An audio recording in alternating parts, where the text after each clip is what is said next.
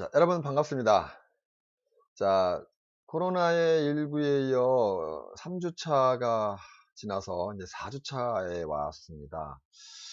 어저께 방송을 보면 교육부에서는 초중고등학교 학생들도 4월 6일 날 개학이 어렵다라는 이야기가 나오고, 또 앞으로 이 코로나의 현 상황을 보면 어떻게 해야 될지 아직 최소한 이제 더 온라인 강의가 연장되지 않겠느냐라는 게 대세적인 흐름인 것 같습니다. 그래서 뭐 지속적으로 이 여러분들과 함께 이 온라인 강의가 늘어나면 나올수록 또 최소한 8주는 가지 않을까 하는 생각 한편을 해봅니다. 자, 그래서 지금은 이제 온라인 강의를 통해서 4주 차를 거두고 있는데, 계속 온라인 강의로만 간다고 그러면 다양하게 이제 선례를 드리고, 또 이 블랙보드와 이 인터넷 OBS 스튜디오라는 프로그램을 통해서 다양하게 여러분들한테 또 실기를 들어가면서 강의를 하도록 하겠습니다. 자, 오늘은 지난주에 이어서 이번에는 지난주에는 이제 쇼영과 여러분들 퀴즈 문제 나왔지만 쇼영, 그 다음에 쯔양, 어, 도로시의 먹방의 여성 3인방에 대한 이야기를 간단히 논의했습니다. 자, 오늘은 4차 산업에서 이 예술이 어떤 영향력을 미치고 있는지, 어떤 영향을 받고 있는지에 대한 개념을 설명을 한번 하고, 그 다음에 이제 유튜브가 올라가면서 유튜브에 대한 분석, 그 다음에 유튜브에 대한 올리는 방법, 유튜브가 앞으로 가야 될 전망, 그리고 사업자 등록증을 내는 방법을 설명을 해보도록 하겠습니다. 실질적으로 이번 수업을 통해서 여러분들이 사업자 등록을 왜 내느냐라는 개념으로 접근할 수 있긴 하겠지만, 유튜버를 통해서 유튜브에 대한 조회수로 여러분이 수익을 창출을 한 것뿐만 아니라, 또 유튜브에 연계되어져 있는 여러분들만의 비즈니스 모델을 여러분들의 취업뿐만 아니라 개인 사업을 통해서 좀 영위를 좀 해봐라 라는 게 제 이 목표이긴 합니다. 자, 그래서 오늘은 자 이제 지속적으로 계속해서 여러분들과 함께 4차 산업에 대한 부분에 대해서 설명을 먼저 하고, 그 다음에 여러분들과 함께 계속 이야기를 해보겠습니다. 자, 보면 알겠지만 4차 산업의 미래에 미치는 영향과 유튜브에 관련된 부분에 설명을 간단하게 해보도록 하겠습니다. 자, 4차 산업이란 건 뭘까요? 여러분들, 내가 누차 여러분들과 함께 얘기한 이야기 중에 하나이긴 합니다. 4차 산업이 뭐냐, 4차 산업. 4차 산업이 뭘까요? 질문을 하고 싶은데 질문이 잘 안 되죠? 자, 4차 산업에 대한 이야기를 가면 보면 4차 산업이란, 어, 혁명이라고 하죠, 혁명. 1차, 2차, 3차, 4차 산업의 개념인 거죠. 1차 산업에 대한 개념을, 그러니까 4차 산업의 여러 가지 환경들에 대한 그 개념들이 이야기가 되고 있는데, 4차 산업은, 미래지향적인 최첨단에 대한 혁명이라고 봐야 돼요. 어, 에디슨이 전기를 발견해서 그 전기가 우리 영향력에 미치는 2차 산업을 3차 산업을 바꾸는 결정적인 역할을 했다면, 아날로그 방식이 디지털 방식으로 바뀌어지면서 4차 산업의 혁명이 일어나기 시작했어요. 그래서 그 4차 산업의 대표적인 예를 들어보면, 자, 여기에서는 여러분들이 비트코인이라고 얘기를 하는데, 사실 비트코인은 그 기술의 전체의 한 일부분일 뿐이에요. 비트코인이라고 얘기 않고 블록체인이라고 얘기를 하죠. 블록체인은 기술에 대한 개념인 거고, 블록체인이라는 기술을 통해서 만들어낸 것이 비트코인이죠. 비트코인은 하나 회사의 이름이에요. 성공이 됐기 때문에 성공 사례의 이름으로 정해서 놓은 거기 때문이라고 봐야 돼요. 최근에 이제 작년에도 그렇고 여러분들한테도 계속 문자 얘기를 했지만, 우리에도 블랙체인을 통해서 문화코인, 비트코인 같은 문화코인을 영화 영상을 토대로 해서 개발을 하고 있습니다.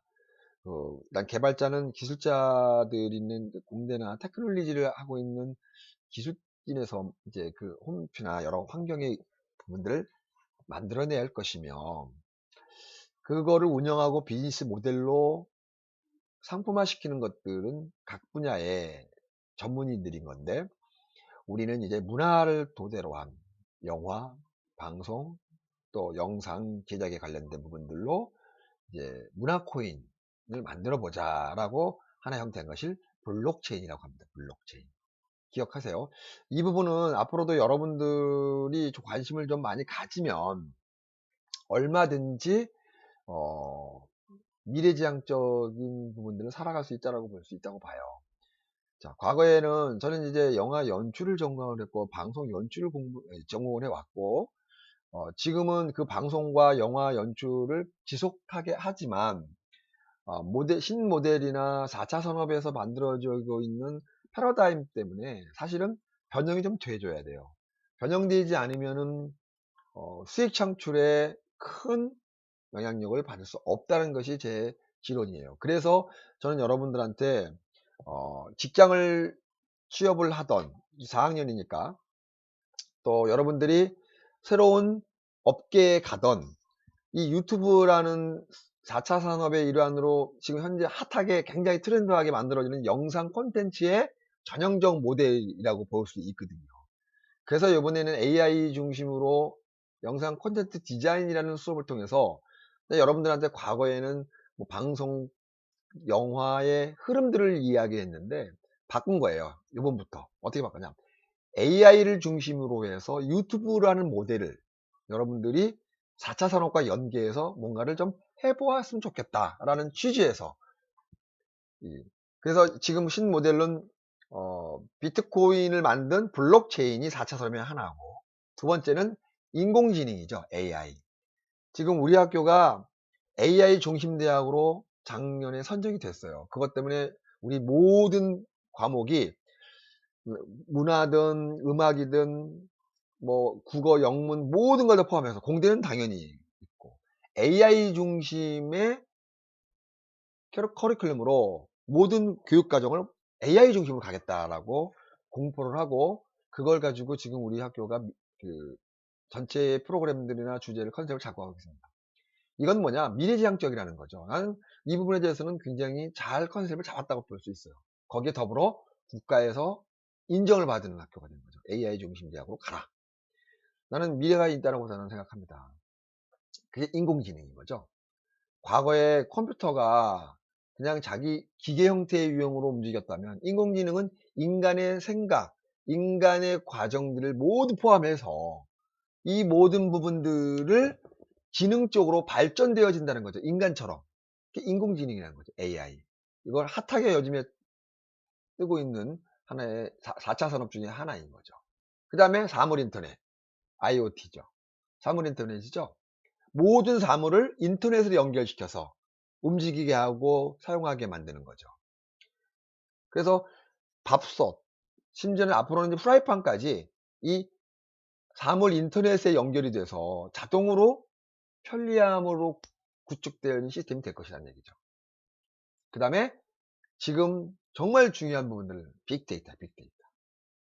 자, 여러분들한테 듣는 블록체인, 인공지능, 사물인터넷, 빅데이터. 이 네 가지가 4차 산업의 혁명의 하나의 분야들이에요. 빅데이터는 너무 데이터 그 자체예요. 큰 데이터인 거죠. 앞으로는 이 데이터가 돈이 되는 세상이 옵니다. 과거에 개인정보 때문에 지금 막혀 있었지만, 개인정보라는 제도가 없을 당시 때는 이걸 가지고 데이터를 팔아먹는 사람도 있었어요. 그래서 우리가 많이 피해를 봤죠. 무수하게 전화 오는 거나 이런 것들이 다 그렇게 팔려져 있었던 데이터 때문에 많은 사람들이 피해를 본 거죠. 자, 근데 그렇다면 이 빅데이터는 무슨 빅데이터냐? 뭐가 있어요? 어떤 거겠습니까?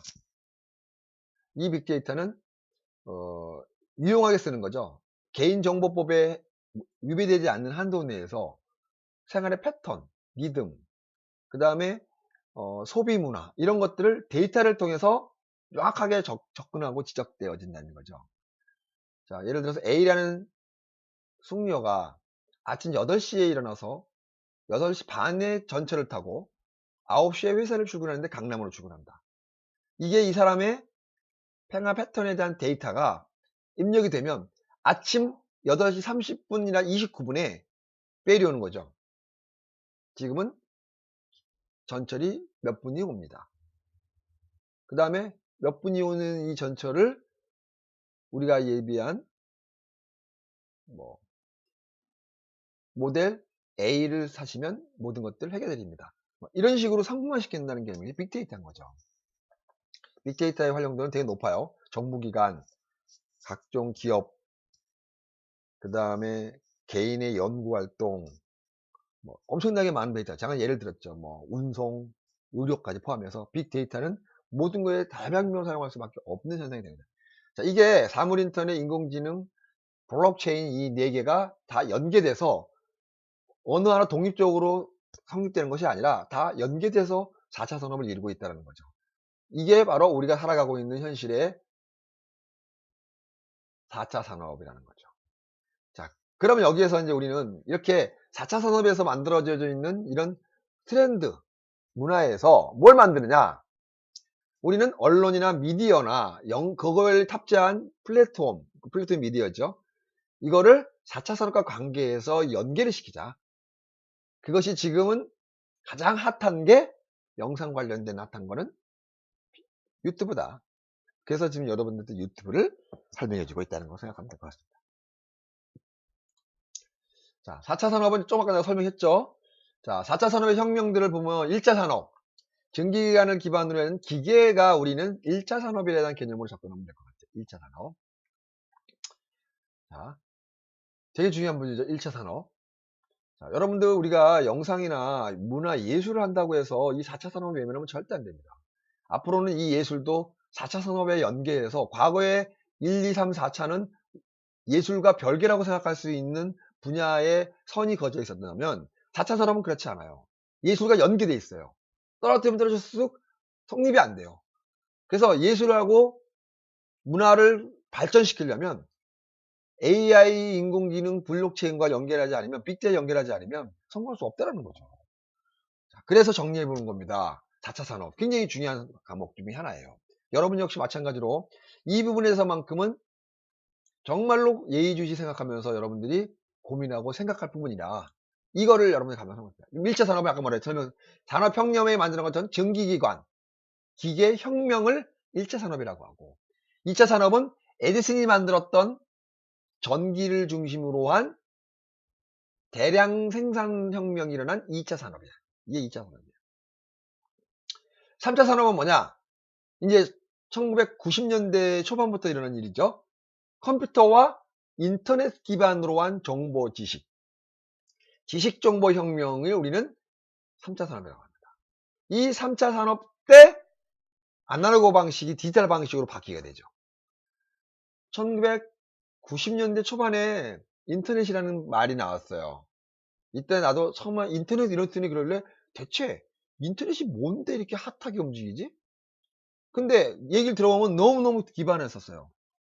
한국에 있는 어느 한 조그마한 골방에서 미국에 있는 미국 도서관에 들어가서 거기 있는 책이 뭐 있는지를 검색할 수가 있대요. 지금은 아무것도 아니지만 그때 당시 때는 이게 무슨 일이지? 할 정도로 대단했었다는 거라 볼 수 있죠. 그래서 인터넷을 배우기 시작했습니다. 그때 386 이렇게 하면 이제 제 연령이 나오겠지만 386이었어요. 그렇게 해서 지금까지 그때 당시 때는 창도 윈도우 창이 아니었죠.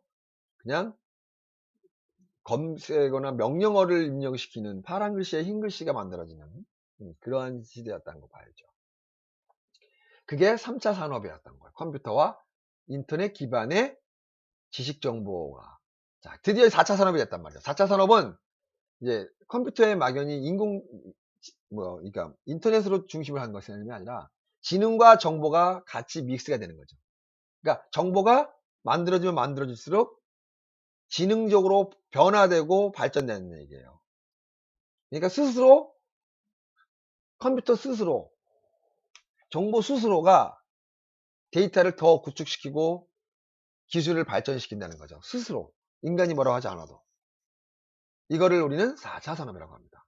자, 이제 4차 산업은 초기 단계라고 볼 수도 있어요. 자, 지금은 중기 단계 넘어가는 단계인데 앞으로 여러분들이 영상을 만들던 문화 예술을 만들던 간에 4차 산업과 연계해서 분리해서 나는 뭐 제주도에다가 땅을 사서 그냥 자연과 함께 더불어 살겠다 라고 하더라도 4차 산업과 연계하지 않으면 절대 살 수 없는 시대가 됐어요. 농촌에 있는 농부도 과학적인 첨단 시스템의 빅데이터나 AI의 시스템에 의해서 움직인다는 거죠. 왜? 핸드폰을 들고 있는 그 순간 벌써 4차 산업과 연계됐다고 봐야 돼요. 자, 그런 상황 속에서 저는 대단한 혁명이 일어났다고 볼 수 있습니다. 물론 혁명이 일어났다고 해서 편안한 것만 있는 건 아니죠. 반대로 뭐가 있겠습니까? 불편함이고 단절. 지금 소통이 잘 됐다고 얘기하고 서로 많은 정보들이 서로 주고받으니까 우리는 혼자 사는 게 아니라는 거죠. 각각 혼자 있어도. 그러나 그러다 보니까 서로 나는 혼자 사는 사람이 아니야 라고 얘기를 하겠지만 이 빅데이터의 정보 속에서 또 다른 고립과 또 다른 외로움이 생긴다는 거예요. 인간이 감성이기 때문에 그런 겁니다. 이 감성을 케어할 수 있는 제일 좋은 법은 뭐겠어요? 문화와 예술입니다. 우리가 하고 있는 분야가 바로 이 분야가입니다. 4차 산업을 알고 우리가 하는 영역인 문화예술의 부분을 접근한다면 아마 그게 융합되는 그 순간 오히려 예술은 더 빛을 발할 수 있지 않겠냐는 생각을 내 개인적으로 해봅니다. 자, 4차 산업에 대한 일환으로 이건 이제 예를 들은 거예요. 지난해 성남 5월달, 그러니까 지난해라고 하면은 이제 오래된 거니까 뭐 2, 3년 전 얘기죠. 2, 3년 전에 성남 아트센터에서 파격적인 공연이 이루어졌어요. 자, 그 이유가 뭐냐면 발언하는 인간과 인공지능의 피아노 배틀 공연이 있었다는 거죠. 그러니까 인공지능의 컴퓨터에 있는 인공지능에 대한 연주자가 인간의 연주자하고 같이 연주를 했다는 거죠. 한때 하차가 많았죠. 물론 이런 얘기를 하면은 뭐 바둑에 연계되는 빠질 수 없죠. 그건 이제 핫해서 그런 거고 그 이외에 많은 데서 이렇게 이루어지고 있고 지금도 그러고 있습니다. 아까 말했던 것처럼 사물 인터넷의 일환인 것은 자율자동차가 거기에 포함되어 있죠. 자율자동차.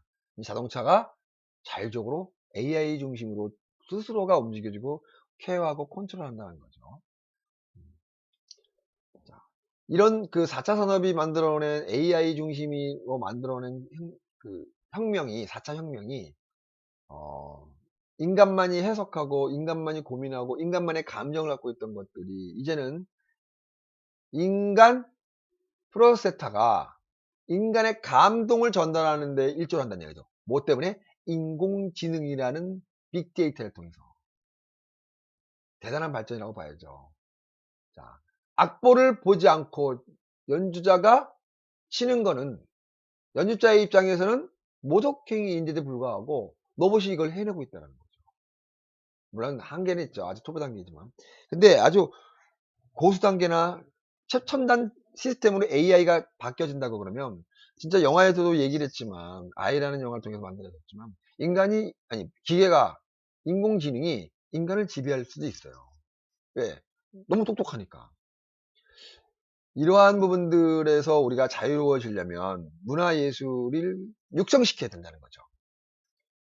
문화예술은 인간의 감성, 인간의 느낌, 오감을 통해서 얻어지는 것이라 아무리 AI가 접근을 하고 최첨단을 할지라도 우리의 감각과 감성 못 쫓아온다는 거죠. 그것만 지키면 인간은 기계한테 종속되진 않는다. 그러나 그것마저도 뺏겨버리면 이제 앞으로 우리의 100년의 미래는 인공지능이 기계가 우리 인간을 지배할 수도 있다. 이런 뭐 호명당한 이야기도 한 번씩 공상장처럼 생각해 봅니다. AI의 연주를 또 보면 저는 이제 예술이기 때문에 바둑의 얘기보다는 이제 AI 연주나 음악에서 일어나고 있는 부분들을 설명하는 거죠. 음악이 어떻게 보면 지금 가장 빠른 타임으로 접근했던 거라고 봐야 될 것 같아요. 뭐 시공간의 예술이라고 그럴 수도 있다고 보면 영화나 영상에는 아직도 AI가 두고 올 수는 없어요. 왜? 영상과 애니는 너무 방대하고 광범위한 부분들이 생기기 때문에 아직까지의 기술 가지고는 우리의 감성이나 감정을 해할 수는 없다. 물론 폰티라는 시스템들이 AI 중심으로 가면 이제 우리가 굳이 콘티를 그리지 않고 컷 바이 컷에 대한 개념에 설정이 되지 않다 하더라도 AI 인공지능에다가 시나리오를 딱 맡겨놓으면 알아서 지가 콘티 짜줄 수 해요. 그러나 그걸 연출하는 우리는 우리의 감성으로 가기 때문에 아무리 AI가 발달된다 하더라도 그 AI들은 우리는 자유로울 수 있다. 그렇지만 노력하지 않고 연구하지 않고 크리에이터하지 않으면 AI가 우리 인간을 지배할 수밖에 없다는 거죠. 그런 거에 대한 부분들을 안 가기 위해서 자, 여기서 봐놨던 것은 마젠타라는 다운음, 선율, 화음 이런 부분들을 구글에서 했던 얘기예요. 한번 들어볼까요? 한번 들어보도록 하겠습니다. 지금 제가 여러분들한테 유튜브를 설명해 주려고 자 한번 했지만 자 구글 한번 들어보겠습니다. 넣고 들어볼까요? 여러분 잘 들릴지 모르겠지만 한번 들어볼게요. 자 지금 이 AI가 연주한 하나의 한철 예예요. 컴퓨터가 연주의 재즈를 그냥 들려보면 돼요. 잘 들리나요? 크게 들리나 작게 어떡하냐? 사실은 이거를 AI가 연주했다. 이거를 인간이 연주했다. 말하지 않으면 누구나 다 여기에 대해서 하지 않는다는 거죠. 사실은 컴퓨터가 연주하는 부분들, 그러니까 이것만 다시 말해서 인간이 전혀 손대지 않고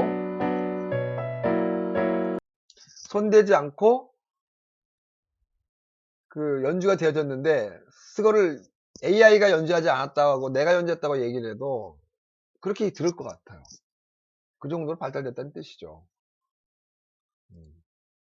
자, 그 다음에 그림을 한번 봅시다. 그림. AI에 대한 그림. AI의 그림이에요. 이렇게 그림을 그려놓으니까 여기서 말하는 그림은 회화의 영역이에요. 기계한테 학습을 시켰죠. 위에처럼 이렇게 학습을 이렇게 시켰어요. 돼지 스케치를 학습한 모델을 통해 재구성한 이미지를 만들어냈어요. AI가 만들어냈다.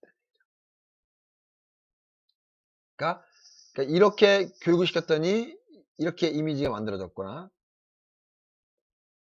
그런 개념인 거죠. 자, 지금 상황으로 보면 자 컴퓨터가 이상해서 네. 자, 이제 우리는 미디어라는 세상 속에서 AI와 4차 산업을 한번 고민을 해보자 라는 개념의 접근도죠. 처음에 우리가 이제 영상에 대한 미디어를 개념을 설명해 보면 처음엔 테크놀로지의 19세기부터 이야기가 시작되죠. 그 전부터는 그림, 회화, 아까 좀 아까 봤던 회화, 음악 이거는 언제 생길지 모를 정도로 과거이기 때문에 우리가 함히 얘기할 수는 없지만 19세기의 후반때부터 영화가 1895년에 만들어졌기 때문에 한 얘기죠. 사진이 먼저 만들어졌죠. 시각적인 이미지를 시간을 초월한 상태에서 기록하는 시점에서 시작됐어요. 사진. 그때 당시 때는 빛이 들어온 거를 음화라는 화학적 반응에 의한 셀룰로이드 필름을 가지고 기록을 했죠. 거기다가 과학적인 개념이 접근도였어요. 사진. 그러다가 이제 전신이 발달됐죠. 문자나 정보들이 공간을 초월하고 서로 소통하면 경기가 생긴 거죠. 지금은 옆에 몇몇 사람들 100m, 500m 정도 소리 질러서 서로 소통했던 것들이 이제는 나의 수천 킬로 떨어져 있는 사람한테 문자나 정보를 전송할 수 있는 시대에 전신이 생겼다. 전신. 데이터나 아니면 암호 기호를 통해서 먼저 보낸 거죠.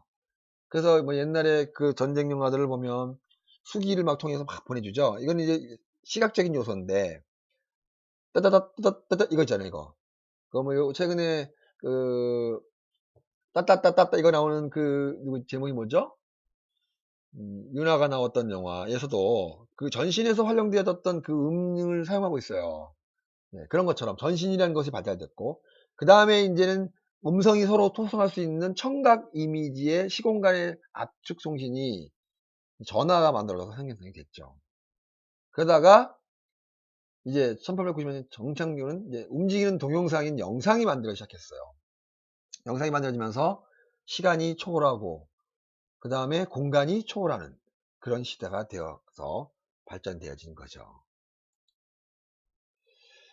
자, 그래서 시공간에 대한 개념들이 이제 모티브가 돼가지고 20세기의 초반에는 이제 아까 말했듯이 전기가 에디슨이 전기를 만들어서 대량 생산과 또 다른 밤과 낮에 대한 구분을 할 수 있는 전등을 개발했죠. 그게 이제 영화가 만들어지기에는 결정적 역할을 했어요. 왜냐면 전기 영상기가 전기에서 만들어진 전등의 빛에 의해서 만들어지는 형상이거든요. 거기다가 필름이라는 개념이 기록 장치가 만들어졌고 과학적인 화학 반응에 의한 과학적인 것. 그러다 보니까 이제 시간과 공간의 개념이 무너지고 없어진다는 개념으로 접근하다가 얘는 철도, 비행기, 자전거 같은 전신 무선이 생기면서 우리가 움직이는 거리의 공간들이 축소가 됐어요. 그 다음에 지구가 갖고 있는 전체의 영역 중에 이제는 누구나 다 공유하는 시스템이 됐다는 얘기죠. 과거에는 지금 우리가 얘기하고 있는 이거는 우리나라 이외에 몇 개 정도의 수준에서만 해결됐던 부분들이나 공유할 수 있던 부분들이 결정적으로 유튜브 같은 시공간을 초월하는 형태의 유형들이 영상들이 전 세계에 딱 트면서 새로운 혁명이 일어났죠. 자, 방송이라는 전통적 방식이나 영화 방식은 제한적인 공간에서 서로 소통하다 보니까 크게 이 확대되는 부분들이 뭐 제한적이었다면 유튜브의 경우에는 나라와 시대와 시간이 전혀 없는 상태가 되어버렸죠. 그래서 한국에서 만들어낸 강남 스타일이 사실 유튜브라는 전 세계에 1억 뷰 이상 넘는 한류를 만드는 결정적 역할을 합니다. 이게 바로 시공간이 완벽하게 해결됐다는 거죠. 방금 내가 이 얘기했던 이것도 내 인기만 좋다고 그러면 유튜브라는 온라인 통을 탑재하는 순간 좌측고 반대에 있는 사람들이 동시대번호 접속해서 받아내야 된다는 얘기죠. 그만큼 시공간에 대한 개념이 완전히 축소됐다는 거죠. 이게 20세기가 만들어낸 현실이에요.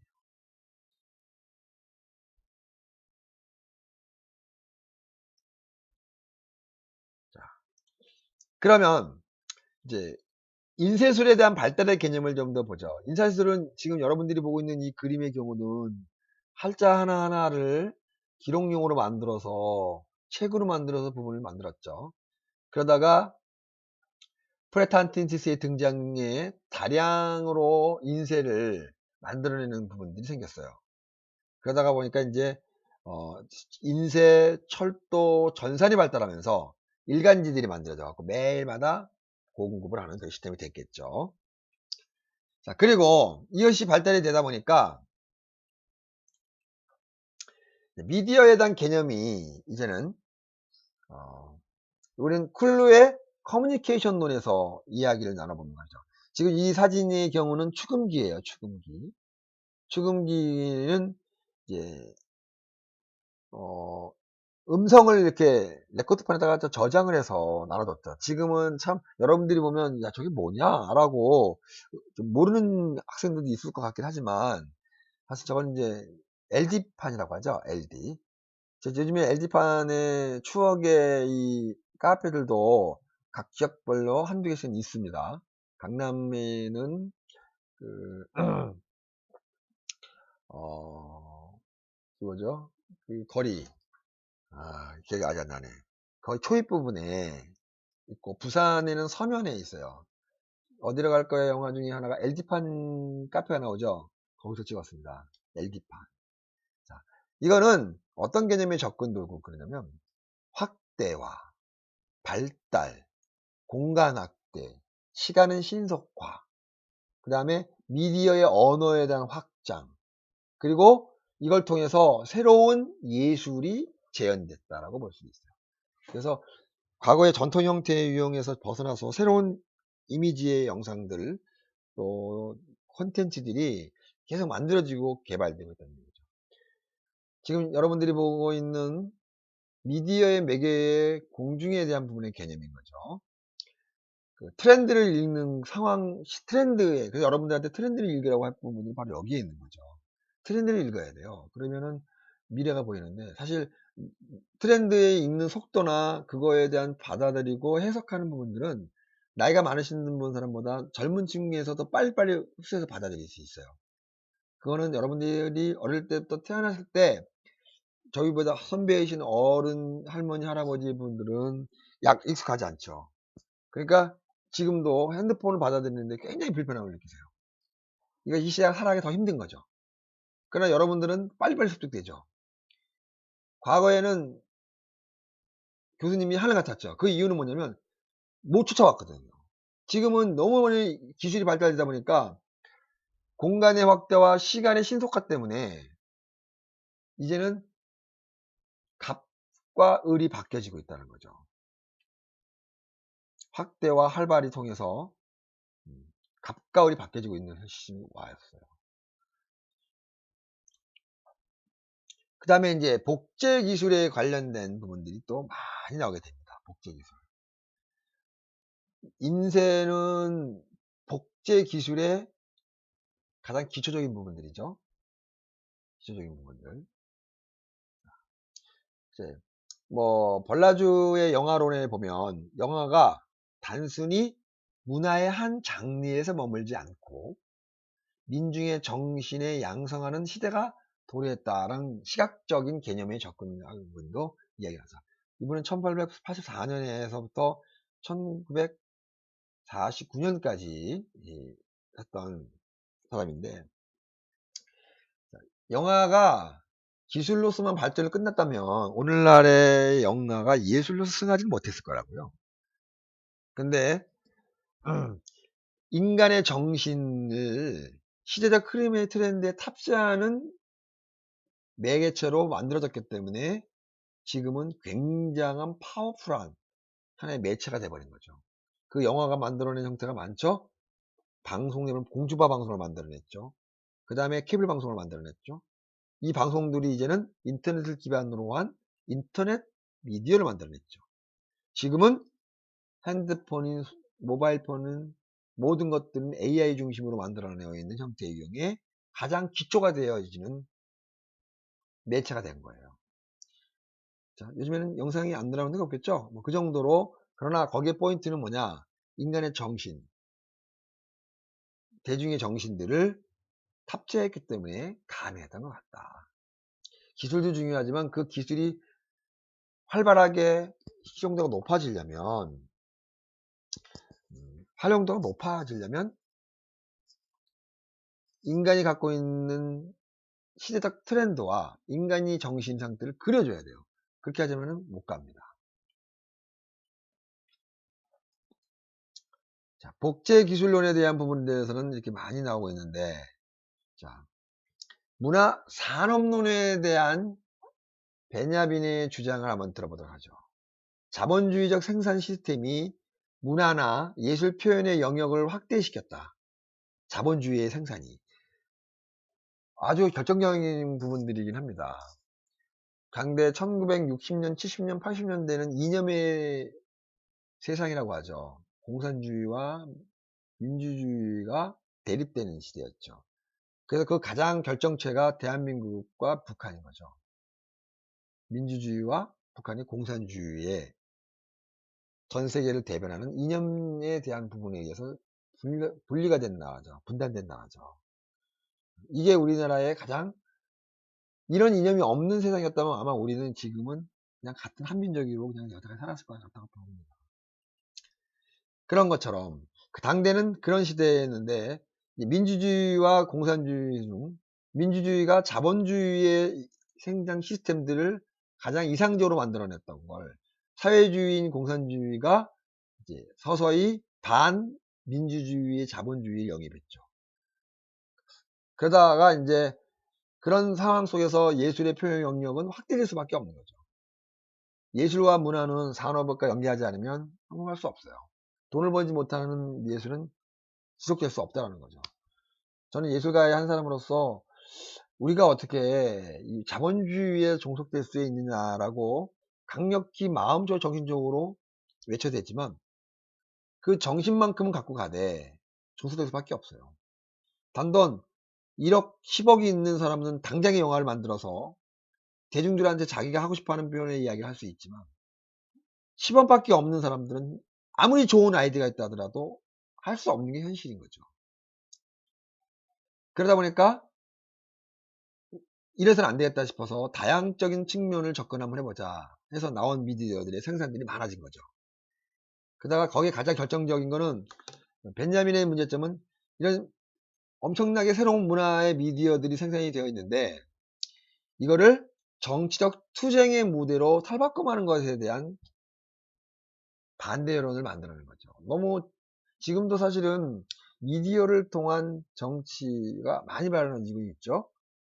미디어로 이뤄서 대통령 되고 정권을 잡는 사람들은 우리나라뿐만 아니라 전 세계가 엄청 많다는 거죠. 그러니까 이제 그거에 대한 단점이라는 거죠. 진실과 가장 기본적인 인간의 본성을 무너뜨리는 현상까지 가지 않겠느냐라는 두려움이 있는 거예요. 그래서 미디어에 대한 개념들은 좀 더 많은 고민을 통해서 생각을 해야 될 분야와 영역이라고 볼 수 있다. 스테레오 타이유 같은 사실 구성에 대한 개념이죠. 이런 문제는 어떤 개념이냐면 동기의 개입과 말하는 사람과 듣는 사람의 의식작용을 통해서 재구성한다는 개념으로 접근하는 부분입니다. 이분이 얘기했던 부분들을 머릿속에 있는 사실이 사실 그대로인 경우는 극히 드물다. 그러니까 머릿속에 있는 걸 그대로 표현할 수는 없어요. 왜곡될 수밖에 없는 거죠. 머릿속에 있는 대부분의 사실은 부분적으로 각색되어지고 있을 것이다 라는 얘기를 하는 거죠. 인간에 대한 개념이나 모든 사실에 대한 재현 구성인 거죠.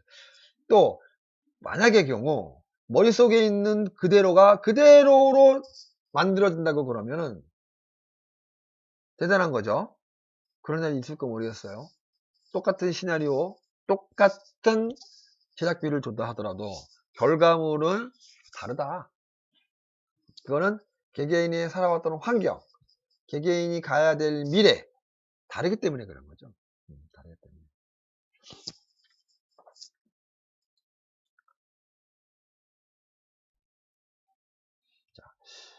지금은 여러분들이 이제 굉장히 어려운 단어인데 지금 이 부분의 개념만 이해하면 될 것 같고, 자, 이번에 개념만 이해하면 될 것 같고, 자, 지금부터는 이제 유튜브 이외에 자, 오늘 저것 중 이제 사업자 등록증에 대한 부분들 설명해 보도록 할게요.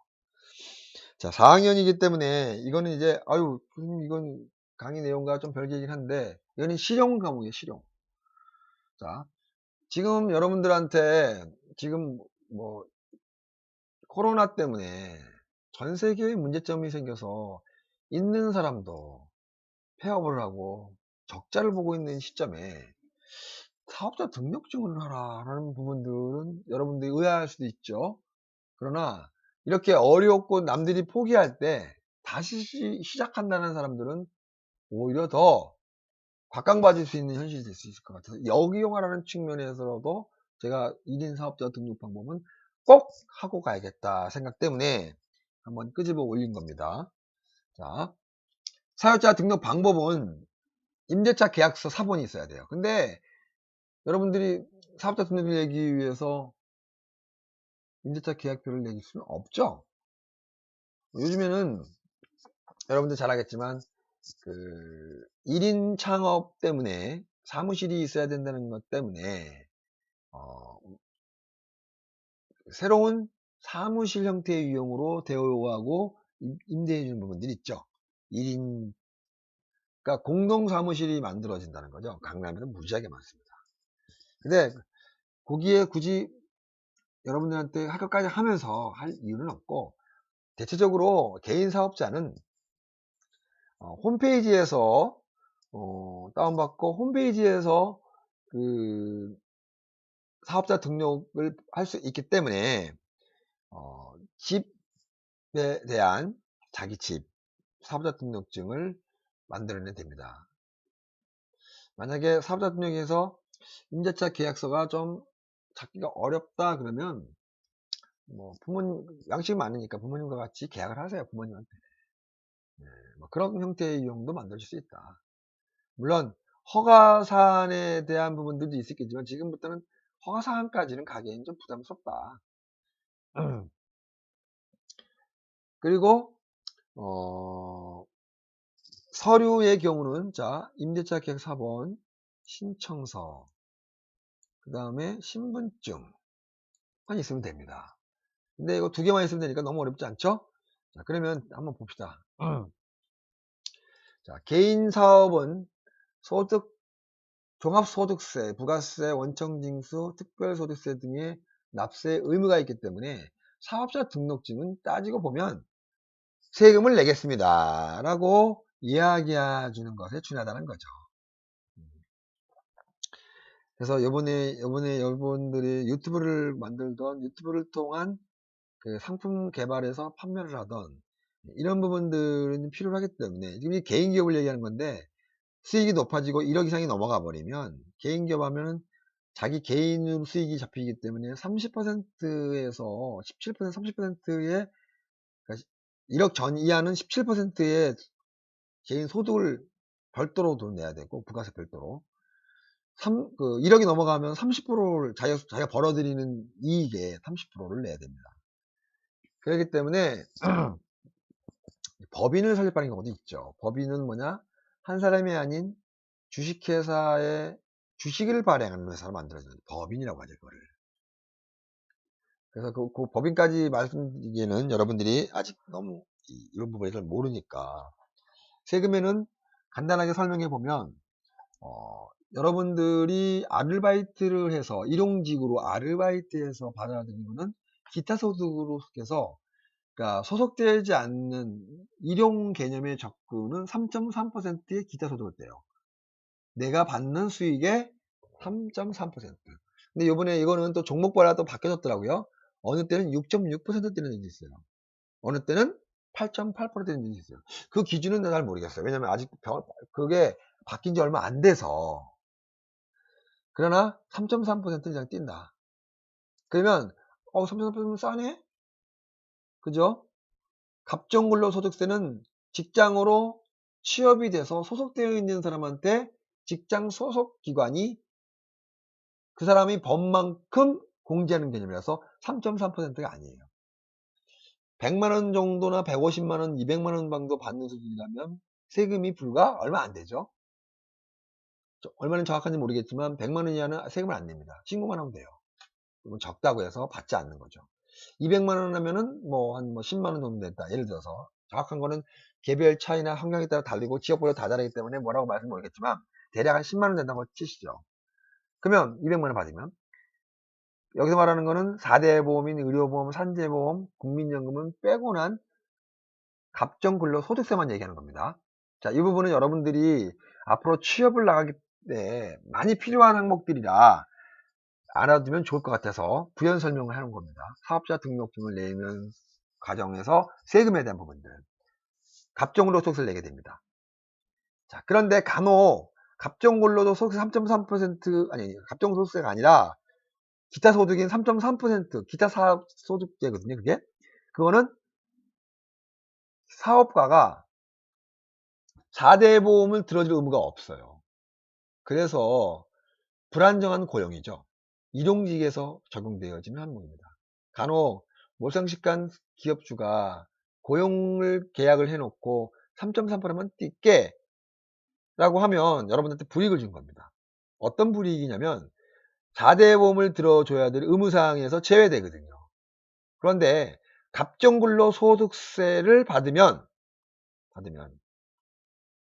여러분들이 50% 그걸 고용한 사주가 50%로 반반씩 건강보험을 국민연금은 더 적게 퍼센트는 아직 정확히 바뀌어서 잘 모르겠지만 아무튼 50% 이상 그 다음에 산재보험은 기업 고용주가 100%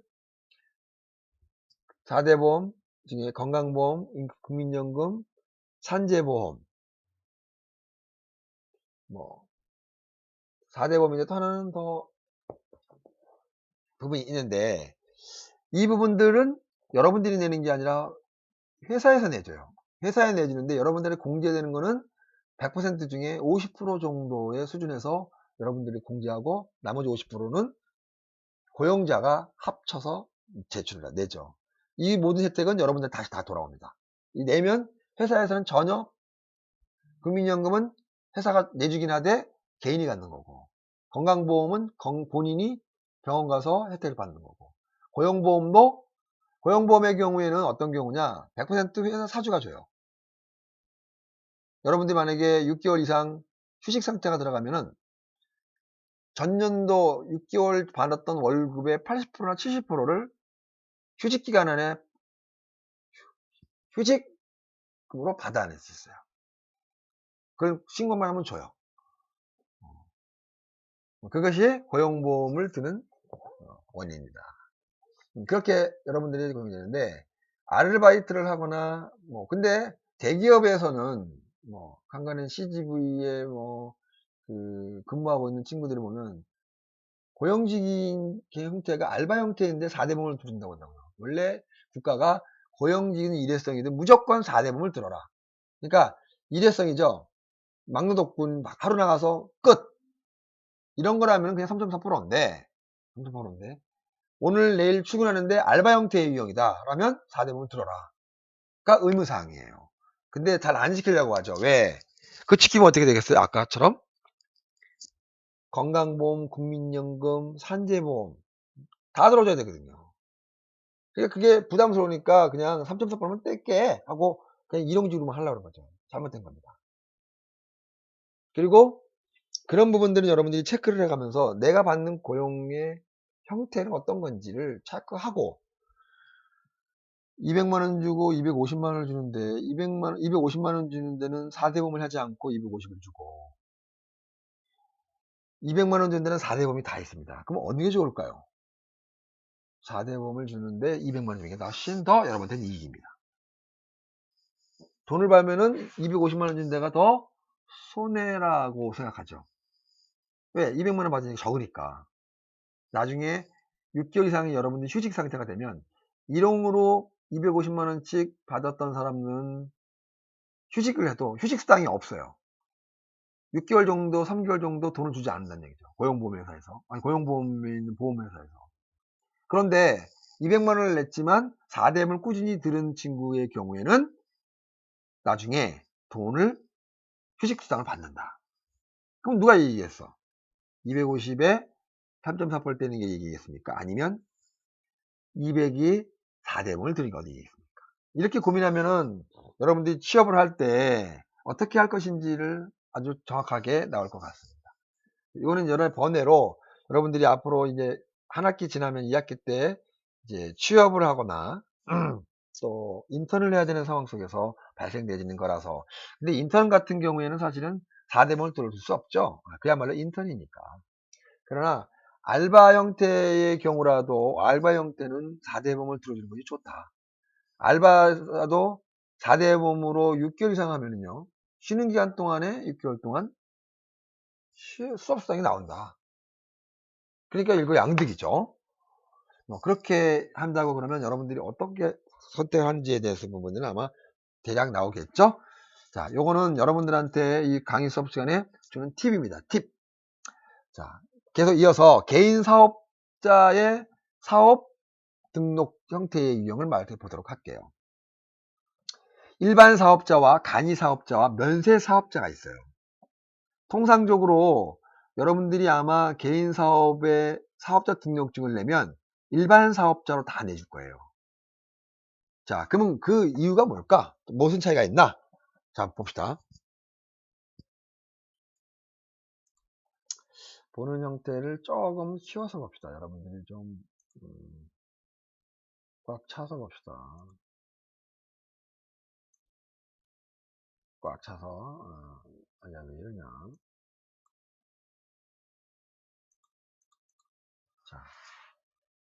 자, 꽉 차서 봅시다. 꽉 차서. 자, 좀 더 쉬워서. 자, 이렇게 됐습니다. 자, 일반 사업자는 1년에 4,800만 원이 초과되는 업체를 일반 과사라고 합니다. 근데 만약에 나는 4,800만 원이 안 될 것 같아. 그럼 간이사업자를 내겠다? 간이사업자는 함부로 내주지 않습니다. 그리고 여기가 간이사업자인지 아닌지는 세무서에서 까다로운 잣대를 가지고 간이사업자를 내준다는 얘기죠. 그리고 만약에 4,800 이상이 넘어가면 바로 일반 과세를 바로 적용시켜 버리죠. 그동안 해왔던 거 관계없이. 자, 일반 사업자는 10%의 부가세 세율이 적용이 돼요.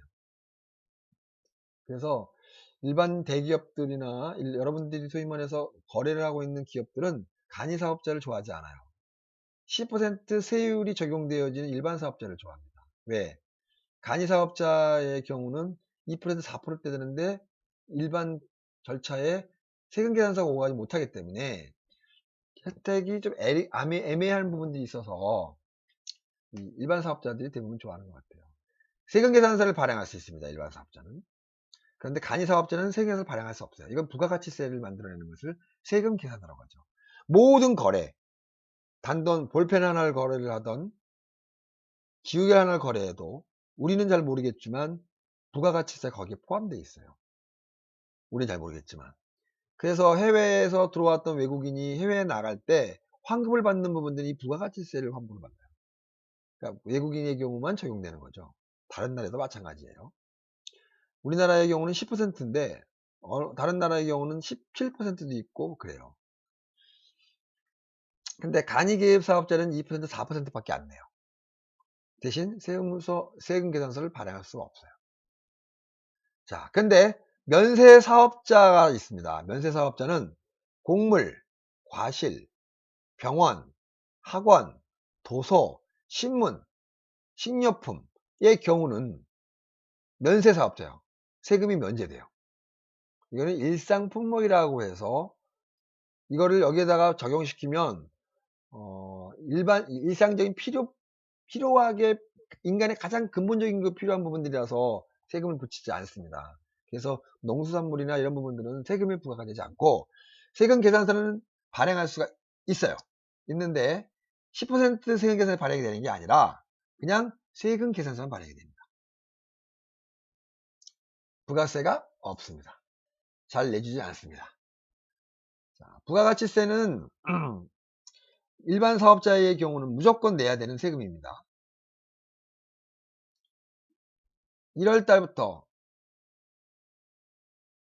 이게 이제 전기만 얘기하는 건데 3개월에 한 번씩을 예비가 있고 후비가 있는데 요즘에는 예비가 아니라 6개월에 한 번씩 신고 중간 시장하죠. 1월부터 2월 30일까지 벌어들이는 돈들을 7월 1일부터 7월 25일 날 7월 25일 날 1월 1일부터 1월 30일까지 했던 것들을 신고를 하게끔 돼 있어요. 국세청에다가. 그리고 1월 1일부터 1월 25일 날은 1월 1일부터 12월 달의 실적을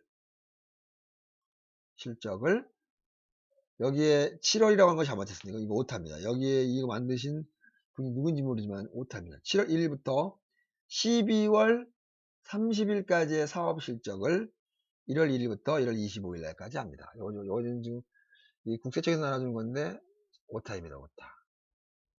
법인세는 이 부가세가 내고 난 다음에 예를 들어서 마이너스다 그러면 오히려 돈을 환급받고 만약에 부가가치세는 이제 각 건 바이 건으로 만들어지는 그 세금이라고 하면 법인세나 개별소득세는 이거를 마고 난 다음에 분명히 남았을 거 아니에요. 돈 다 지불하고 월급 다 주고 이익이 있어야지. 없으면 어떻게 되겠습니까? 말이 안 되는 거죠. 그러니까 예를 들어서 100만 원의 매출을 올렸는데 세금계산서를 100만 원이니까 110만 원에 서 110만 원으로 적용이 돼서 10만 원은 세금이니까 부가가치 내고 말아요. 100만 원의 기준으로 해서 이거를 인건비 또 원가 나온 얼마 50만 원 빼고 뭐 인건비 10만 원 빼고 60만 원 빼고 나면 40만 원 남죠. 그런데 여기에 뭐 볼펜값 사무실 임대료 다 빼고 나면 예를 들어 20만 원 남았다고 칩시다. 20만 원. 그러면 이제 연간 20만 원 남았다고 치면 20만 원 그러니까 예를 들어서 연간 20만 원이니까 너무 적으니까 적은 걸 기준으로 드릴게요. 통상적으로 2천만 원 되겠죠. 그러면 법인세가 있어요.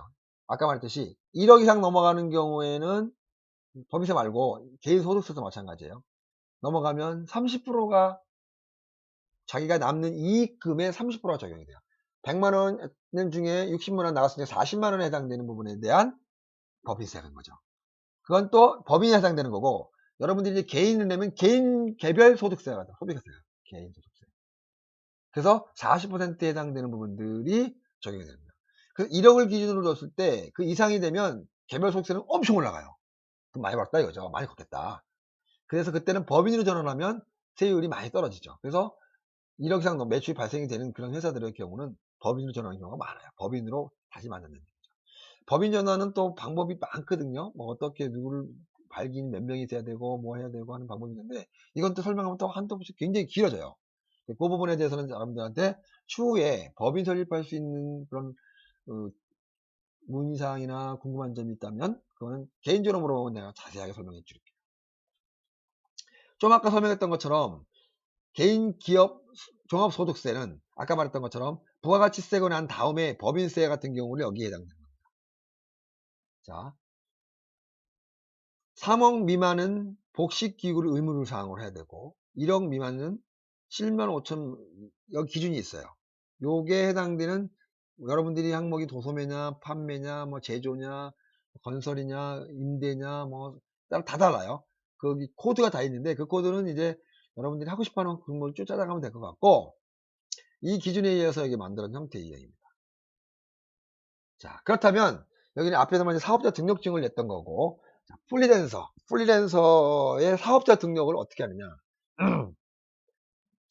다시 말해서, 여러분들이 아까 말했던 것처럼, 일용직으로 받아들이는 용역의 경우는 3.3%의 용역의 부분이 말한다는 거죠.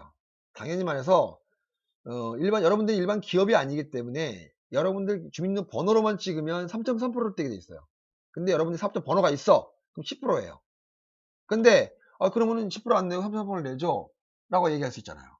자, 10%는 만약에 100원이면 10%를 상대 측에서 내줘야 돼요. 그러니까 100%를 다 받는 거죠.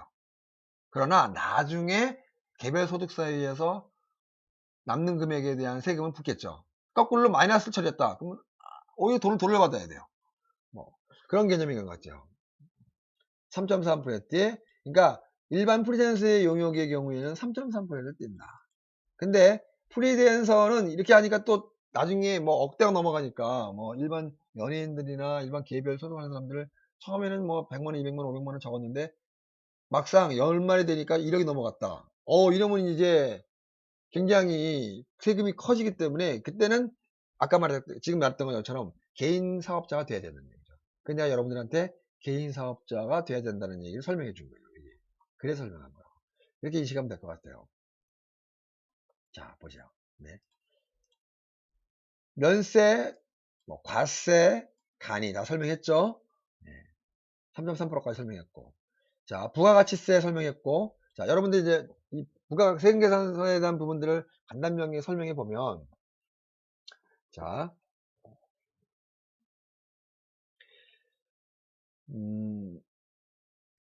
여러분들이 개인 사업에 등록이 되어져 있으면 대출이나 신용도에도 굉장히 도움이 됩니다. 왜냐면 개인 사업자가 돈을 많이 벌면 그 사업이 즉 신용도로 바로 연결이 돼버립니다. 이 사람은 수익성이 높구나. 뭐 이렇게 적용이 되기 때문에, 음,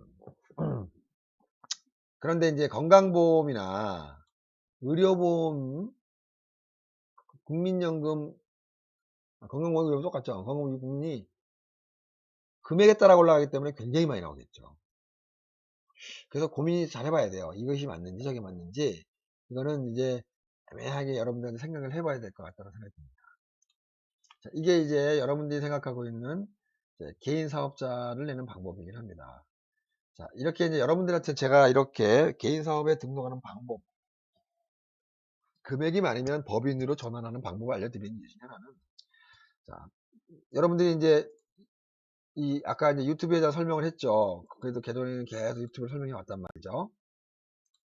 자, 유튜브에서 우리 연관되어 있는 소용의 예를 한번 들어봤죠. 제가 예를 들어보면, 소용이 소형은 물론 회사에서 돈을 받기 때문에 세금 계산서나 뭐 아니면 개인 소득은에서는 해당 사항은 없습니다. 소형은 먹방을 운영하고 있지만 본인이 하는 게 아니라 회사 소속을 하고 있기 때문에 문제가 없는데, 예를 들어서 회사 소속 안 돼 있고 개별로 하는 사람들이 있어요.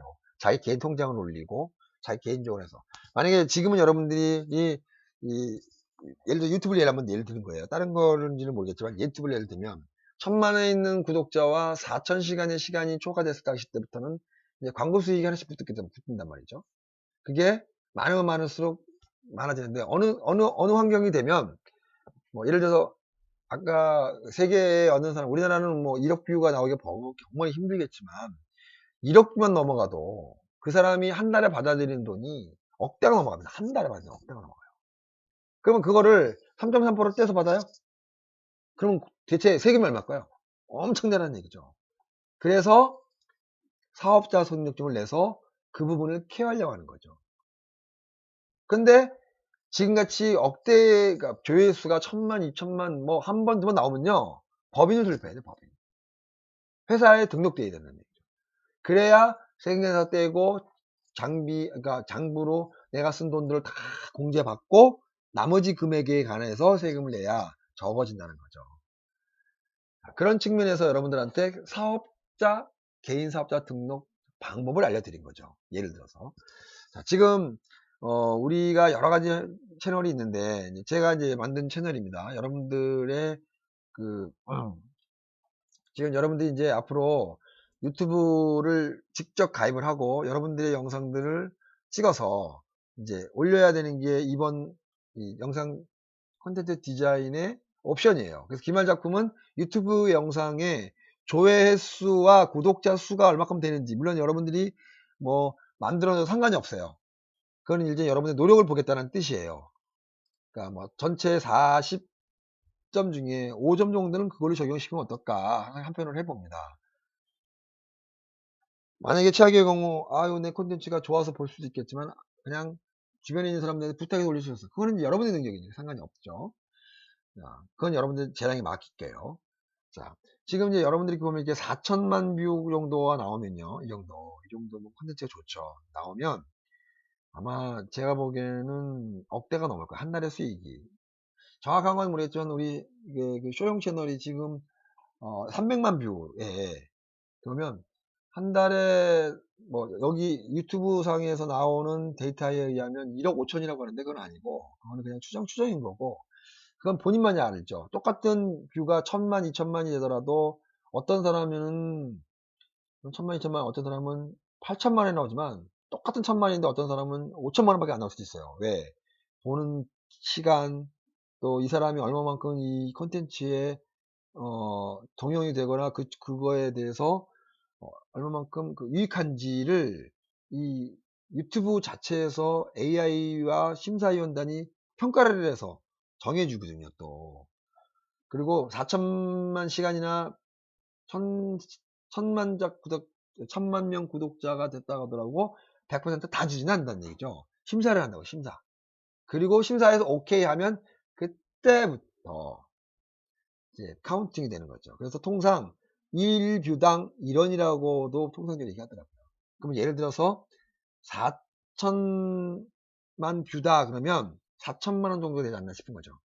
4천만 뷰다. 그러면 이런 식으로 하면 4천만 원이죠. 그죠? 4천만 원이라고 보면 됩니다.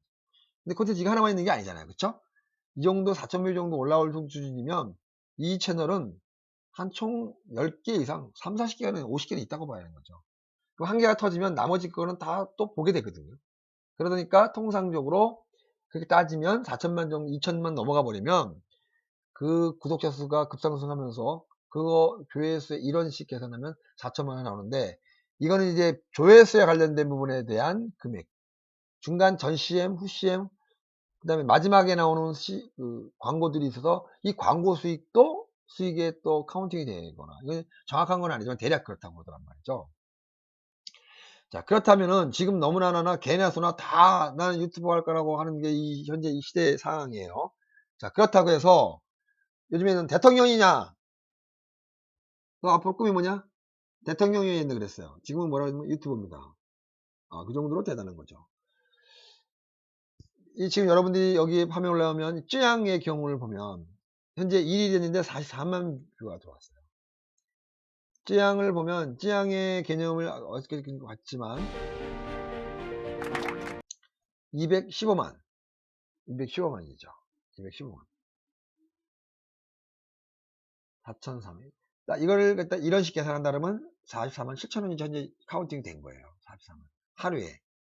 이게 어저께 올렸다고 하더라고요. 이거 여기 데이터 하나 어저께 올린 걸로 보면 날짜가 2월 29일 날짜 딱 뜨죠. 올리는 순간 40만원 44만원이 카운팅이 돼서 밝게 뜬다. 광고가 후기까지 보면 더 많겠죠. 그래서 따지고 보면 이 부분이 유튜브가 함부로 되지는 않습니다. 유튜브도 노력의 결과예요. 예를 들어서 지금 여러분들이 보고 있는 이 안녕하세요, 백종원입니다. 백종원의 채널, 백종원 채널은 현재 4,100만 뷰예요. 그죠? 이걸 4,100만 뷰 하면 이거 금액 따지면 400만 원이라고 봅니다. 400만. 근데 이거는 400만 원밖에 안 됩니까? 광고가 붙잖아요. 앞에 광고, 뒤에 광고. 이 광고가 또 이거를 두세 배를 맞춰서 이걸로 한 1,000만 원 정도 되지 않나 싶어요. 이런 콘텐츠가 많으니까 굉장히 많죠. 백종원의 이 먹방의 채널은 1년에 아니 한 달에 죄송합니다. 한 달에 통상 1억 정도가 수익이 창출된다라고 예측을 해요.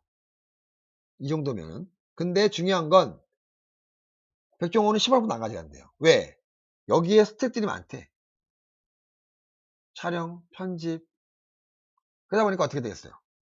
글로 인건비가 다 나가버리니까 남는 게 별로 없다. 재료비, 원가 계산하면, 운영비, 촬영하는 촬영대 진행된 진행비 다 포함시키면, 그래서 백종원이는 홍보에 의한 돈 안 들이고 그냥 홍보하는 개념으로 활용한다 라는 얘기도 있어요. 백종원이 이야기하면 그렇습니다. 자, 뭐 그런 개념으로 접근이라고 한번 봅시다. 그래서 앞으로 여러분들은 이제 동영상에 유튜브에 올리는 이제 여러분들이 이제 과제가 아닌 그냥 여러분들의 질문을 받고 싶은데, 나는 현재 채널이 있다 없다에 대한 개념을 이 수업이 끝나고 나면 여러분들한테 단톡에다가 우리 단톡 하나 만들어야 되는데 단톡이 없죠? 단톡 하나 만들어 봅시다. 단톡을 만들어서 한번 올려보세요.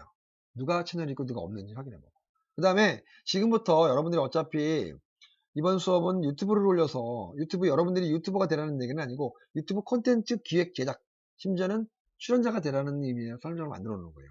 이거는 그냥 AI 중심의 이 수업을 위해서 만들어도 되고, 실질적으로 이 유튜브를 활용해서 여러분들이 활동을 해서 수익 창출을 해도 상관이 없습니다. 직장 취업을 해도 상관없습니다. 그러니까 여러분들이 한번 해보라고, 적극성을 띄우라고 이 수업을 통해서 한번 하는 거니까 여러분들이 이 부분에 대해서는 좀 더 인지를 하고 체크를 해주시기 바랍니다. 자, 아마 유튜브에 가입해서 유튜브에 콘텐츠 올리는 것들은 다 알죠? 뭐 이걸 잘 모른다고 그러면은 여러분들의 의견을 듣고 다음 주에는 또 올리는 방법, 이런 방법에 대해서 내가 설명할 수 있어요. 지금은 많은 학생들이 너무 저보다 젊기 때문에 유튜브와 너무 더 친하기 때문에 제가 굳이 설명하지 않더라도 알 것이다 라고 예측하에 그냥 대략적으로 설명만 해주는 겁니다.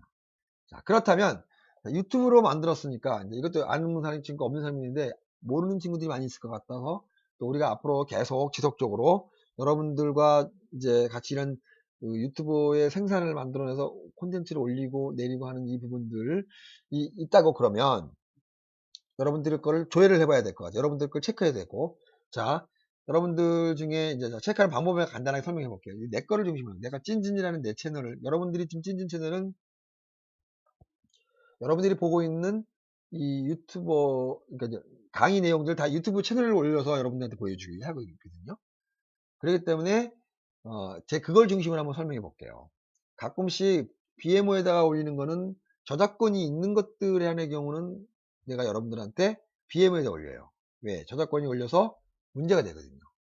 아마 지금 만들어진 것도 아마 잠깐 아까 살짝 저 정도는 괜찮다. 지금 하는 정도의 컨텐츠라고 하면 아마 유튜브를 올릴 수는 있겠어요. 그렇지만 이 강의 내용이나 이런 내용들은 또 중복될 수 있으니까 뭐 올려도 상관없지만 될 수 있으면 퍼가지 말고 우리끼리만 보는 것이 가장 좋은 방법이긴 하다. 그러니까 내가 직접 생성한 얼굴 비주얼 이런 것들은 괜찮아요. 그래서 내 채널 한번 볼게요. 자, 여기에 가보면 여기 이렇게 누르면 그 다음에 여기 누르고 형태 많이 있죠. 자, 이게 누르면 내 채널에 대한 개념을 접근하면 지금 이게 내가 맞는 채널인지는 모르겠어요. 찐진 채널 맞는지. 채널이 몇 개가 더 있어서 자 봅시다. 자, 내 채널 한번 갑시다.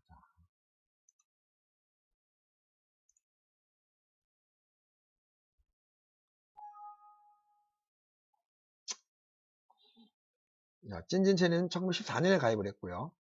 자, 구독자 수가 26, 37, 좋아요가 46 정도의 그 일반적인 먹방은 아니에요. 먹방이 아니고 일반 채널은 아닙니다. 자, 여러분들한테 이제는 이제 유튜브에서 어떤 방식으로 어떻게 하면 조회수가 높아지거나 남들에 비해서 빨리 캐치가 돼서 올라갈 수 있는 방법에 대해서 순차적으로 시간 날 때마다 여러분들 설명을 할게요. 저도 사실 배우고 있는 중에 한 사람인데 저는 이제 대체적으로 우리 그 쇼형 채널에서 그 노하우들을 많이 좀 얻고 있는 중이긴 합니다. 쇼형 채널을 가면 보면 항상 이 타이틀 안에 영어 타이틀이 붙어 있어요. 이 국제화에 대한 글로벌 채널의 개념이 접근되죠. 이거는 해외에서 들어온 채널이고 이게 한글만 적혀 있는 거는 국내에서만 적용된다는 컨셉을 갖고 있다는 거죠. 근데 글로벌 채널의 장점은 자막도 있어야 되겠, 불편한 점은 자막도 있어야 되겠지만 장점은 구독자를 하는 구독자가 전 세계로 이렇게 있기 때문에 구독자 올라가는 시간이 다른 국내의 채널보다 빠르다는 거죠. 굉장히. 그런 장점을 갖고 있어요. 그 부분에 대해서는 이제 여러분들이 그래서 앞에 항상 이렇게 먹방이라는 영어로 한글말 읽는 그대로 적어서 올려놔요. 그리고 이 썸네일의 경우 지금 보여주는 이 썸네일은 디자인을 그대로 맨날 합니다. 한 10개 정도 해가지고 하나 초이스해서 올려요. 뭐 만드는 방법도 여러 가지 있겠지만 그 다음에 이 안에 들어가 있는 이런 것들은 전부 다 사진이나 포토샵을 통해서 그림 만들어 놓은 거예요.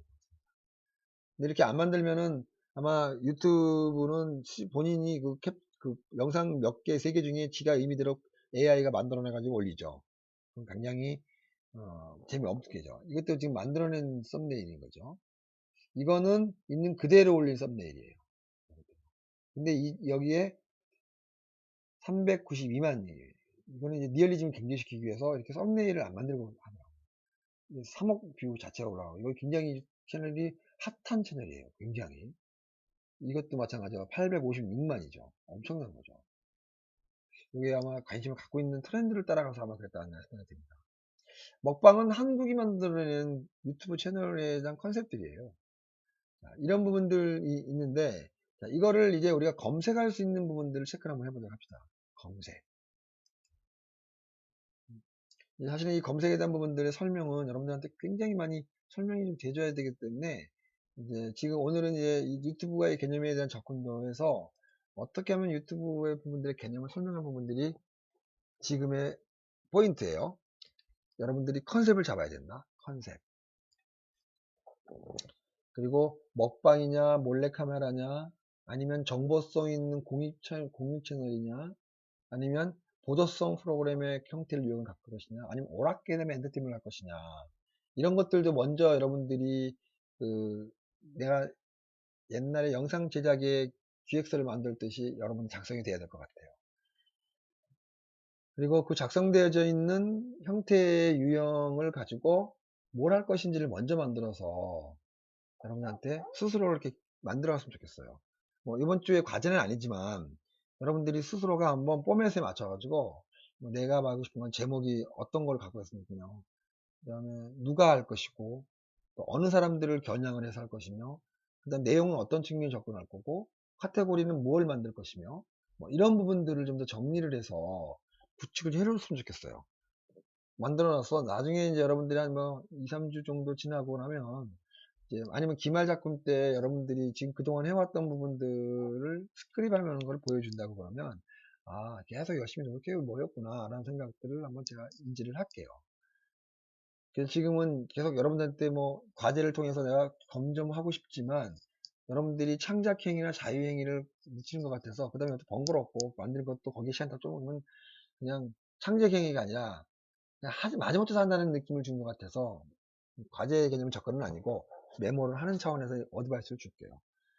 이렇게 해서 여러분들이 유튜브 채널을 뭘 할 것인지를 지난번에 아이디션을 낸 것이 기점으로 해서 계속 만들어서 체크를 한번 해주세요. 지금은 여러분들한테 코멘트를 안 하려고 그래요. 될 수 있으면. 왜? 내가 여러분들한테 코멘트를 하기 시작하면 여러분들의 생각과 가치관과 크리에이터가 축소될까봐 일부러 안 하는 거예요. 귀찮아서가 아닙니다. 계속 지난번에 사실은 여러분 거 코멘트 쭉 하다가 적어놓기만 했어요. 보내지 않았어요. 내가 이걸 보내면 생각을 또 일이 바뀌어버릴 것 같다. 그럼 내가 그 생각을 고립시킬 것이 아닌가 하는 우려가 되더라고요. 그래서 제가 얘기를 했던 거고. 이게 이제 앞으로는 이게 조금씩 앞에 이론 강의를 좀 더 중심으로 좀 하고, 오늘은 좀 이론 강감이 길어져서 유튜브에 관련된 부분을 조금만 했지만, 한 30분 정도, 아니, 총 우리가 온라인 강의에서는 1시간 15분 정도만 강의를 하게 돼 있어요. 그 중에 한 20분, 30분 정도를 온라인, 유튜브에다가 부분 강의를 하고, 나머지 4, 50분에서 60분 정도는 이론 강의를 해서 올릴게요. 앞에서 서두에 설명했지만, 아마 온라인 강의가 좀 한간에 좀 더 지속될 것이다 라는 의견이 좀 있어요. 그래서 그 부분을 좀 대비를 좀 해야 된다라는 생각을 한편 합니다. 자, 오늘 사실은 더 아까 이 채널을 이제 분석하고 내가 어떤 걸 하고 있으며 이런 것들을 좀 보여주려고 했어요.